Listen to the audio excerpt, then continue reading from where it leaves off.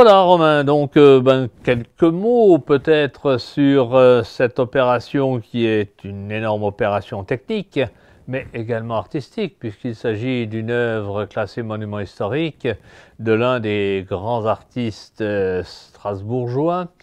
Et le travail ici va consister essentiellement, pour ce qui est des couleurs, de retrouver d'anciennes couleurs céramiques, ce qui n'est pas simple parce qu'il y a la question du feu, il y a la question de la chimie, il y a la question de l'atmosphère.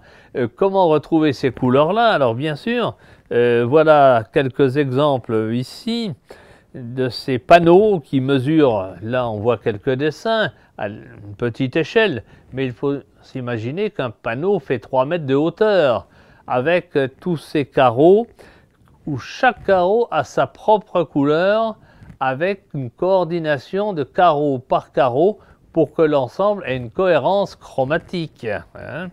Voilà.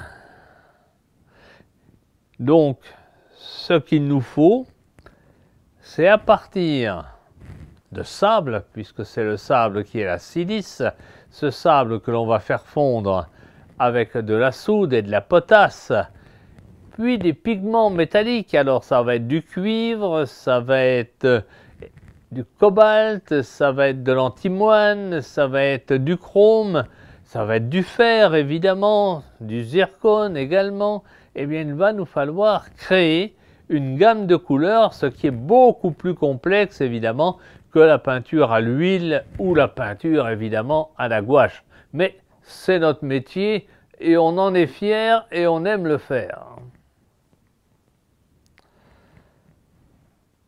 Alors voici ces fameuses maquettes de l'œuvre par elle-même, œuvre assez complexe, puisqu'il s'agit de plusieurs stèles, chaque stèle étant à double face ou même à quadruple face, et chaque stèle donc va être traitée pour ce qui nous concerne, d'une part en un élément graphique, comme ici, on peut voir ces éléments, où tout a été redessiné carrelage par carrelage, et il va falloir maintenant reporter cela au fusain sur les carreaux finaux qui viennent d'être fabriqués et que l'on est en train de couper à l'angle.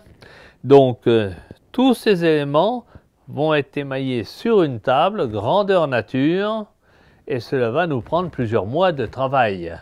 C'est un chantier exceptionnel. Voilà, donc voici nos carreaux qui ont été fabriqués un par un.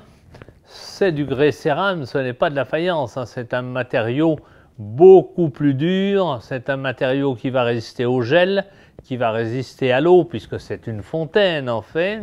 C'est un matériau que l'on va donc émailler carreau par carreau, mais auparavant, il va falloir que je taille ce carreau à l'angle pour pouvoir assembler ensuite ces carreaux. Alors on va en faire un, celui-ci.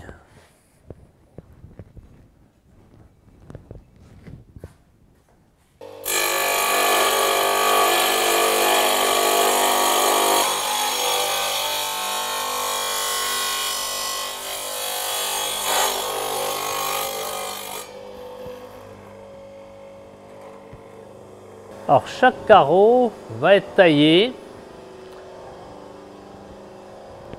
pour permettre un assemblage rigoureusement à l'angle.